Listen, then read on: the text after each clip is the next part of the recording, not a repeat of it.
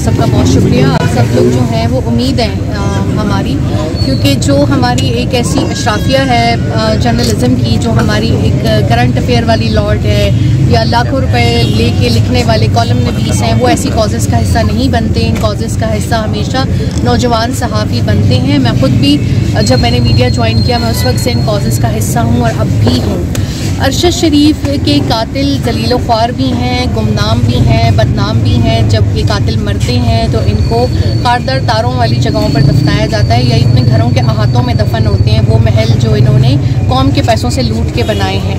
लेकिन अरशद शरीफ एक अवामी कब्रिस्तान में दफन है और हर रोज़ उसकी कब्र पे ताज़ा फूल होते हैं। ये आवाम का उससे मोहब्बत का एक मज़हर है।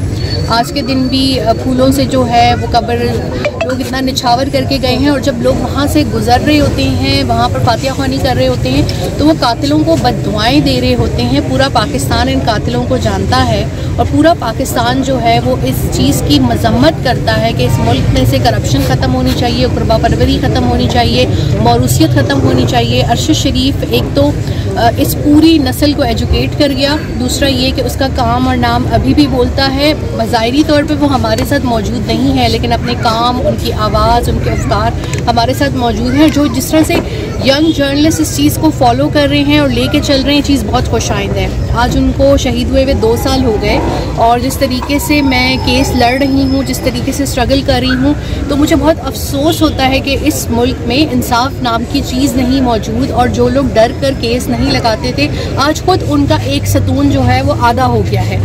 अगर काश थोड़ी बहादुरी दिखाते, उसको उसकी ज़िंदगी में जो है वो प्रोटेक्शन दे देते, तो आज इनके अपने साथ ये ना होता। खैर, जब पानी सर से गुजर जाएगा शायद इनको आगाही होगी।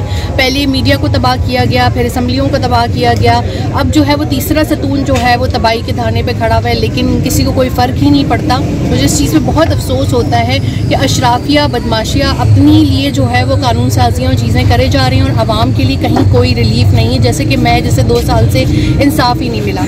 लेकिन जो कुछ पाकिस्तान में हो रहा है, तो मैं किसी भी शख्स से इंसाफ की उम्मीद नहीं रख सकती, क्योंकि जब तक इस मुल्क में असल जमहूरी हुकूमत अवाम के वोटों से नहीं आएगी, तो मैं किसी किस्म का भी कोई मुतालबा नहीं करती। अल्लाह ताला ने मकाफात अमल कर दिया तो वो एक अलग चीज़ है। कीनिया में सुस्त रवि का शिकार है, लेकिन फिर भी जो है वो वहाँ पर एक चल रहा है निज़ाम। इंशाल्लाह उम्मीद है कि वहाँ तमाम कातिलों को जल्द सज़ा होगी। लेकिन यहाँ पर तो अगर अल्लाह ताला ने ही कोई कुछ किया तो उम्मीद है। लेकिन अपने हक़ के लिए आवाज़ उठाना सीखें, नाइंसाफ़ी के ख़िलाफ़ बोलें, अपनी आवाज़ ज़रूर उठाएं, क्योंकि अगर आप ऐसे नहीं करेंगे तो ये इसी तरीके से जो है वो पहले एक को निशान इबरत बनाया, फिर दूसरे को। और मुझे अपनी कम्युनिटी के लिए बहुत डर लगता है कि जो यंग जर्नलिस्ट हैं, जिस तरीके से उनको हरासा किया जा रहा है। और इस साल 2024 में 10 सहाफ़ी कत्ल हुए हैं, तो मैंने पिटीशन दायर की है इस्लामाबाद हाई कोर्ट में कि न सिर्फ मेरे शौहर के कत्ल की तहकीकात के लिए जुडिशल कमीशन बनाया जाए, बल्कि उन 10 सहाफ़ियों की तहकीकात भी की जाए कि उनको क्यों कत्ल किया गया इस साल, जबकि इस मुल्क में जंग नहीं हो रही। तो इतनी बड़ी तादाद में पूरे मुल्क के अंदर सहाफ़ी कैसे कत्ल हो गए। तो उम्मीद है कि उसके ऊपर शायद ही कोई रिलीफ मिले, लेकिन हमारा काम है कि कानून का रास्ता हम जो है वो इसी तरह इख्तियार करते रहेंगे। और आप सबसे दरख्वास्त है कि आज के दिन अरशद शरीफ को अपनी दुआ में याद रखिए। सबसे पहले तो आप सबका शुक्रिया अदा करता हूँ कि आप जैसे नौजवान सहाफ़ी जो आज उस जुल्म और बर्बरियत के खिलाफ डट के खड़े हैं। मुझे अफसोस इस बात का है कि वो जब अरशद शरीफ जब हयात थे तो उनके गिर्द एक टोला नजर आता था। आज वो टोला बेशर्मी की इंतहा ये है कि वो एस्टैब्लिशमेंट के टाउट बने हैं। आज प्रेस क्लब में कोई एहतमाम नहीं किया गया उन टाउट सहाफ़ियों की जानिब से, जब वो अरशद शरीफ से इर्द गिर्द मंडलाते रहते थे। लेकिन मैं आप सबको खिराज तहसीन पेश करता हूँ कि आप यहाँ आए, यहाँ बात हुई कि वो कौन था। वो दागदार, वो बदबूदार शख्स था जिसको आईना अरशद शरीफ ने दिखाया, और उसको वो अपना दागदार बदबूदार चेहरा उसको पसंद नहीं था कि अरशद शरीफ उसको बारहा आईना दिखा रहा था। हमारा कसूर ये है, हमारे साथ बैठे फरख नवाज भट्टी का कसूर ये है, परसों जिस तरीके से सुबह 5 बजे इसके बच्चों के सामने, इसके घर वालों के सामने इसको डाले में उठा के जिस तरीके से किडनैप किया, हमारे इमरान रियाज के साथ जो कुछ हुआ, हमारे दीगर साथियों के साथ जो कुछ हुआ, हमारा कसूर ये है, हमारा कसूर ये है कि हम इस बदबूदार इस निजाम को आईना दिखाते हैं और ये बताते हैं कि देख ले आपका चेहरा कितना बदबूदार है, कितना दागदार है। मुझे अफसोस है, एक वेल नोन पर्सनालिटी, एक ऐसा शख्स जिसने बैनुल-अक़वामी मीडिया में पाकिस्तान के मस्बत चेहरे के लिए काम किया, आज तासुब और ऐसा शख्स जो एक मुतनासिब, जो एक मुतासिब, एक ऐसा शख्स जो एक टाउट बना, वो चीफ जस्टिस जो कल उससे योम नजात जो हम मनाएंगे, जिस तरीके से वो इंसाफ की कुर्सी पर बैठा रहा। अरशद शरीफ की जब दरखास्त आई तो उस शख्स ने उस दरखास्त को समाअत के लिए तक मुकर्रर ना किया।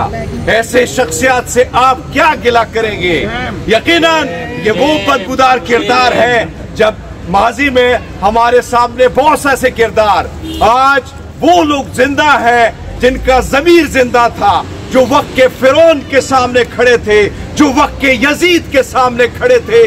आज उनका किरदार, उनका नाम सुनहरे हरूफ में लिखा जाता है, लेकिन वक्त के ये फिरौन, वक्त के ये जदीद, ये यजीद, ये भूल जाते हैं कि जब भी इन्होंने किसी को मिटाने की कोशिश की, तारीख ने हमेशा इनको मिटाया। आज शहीद अरशद शरीफ हयात है, वो जिंदा है। आज अगर हम यहाँ मौजूद हैं तो वो हमारे जिंदा दिलों में जिंदा है।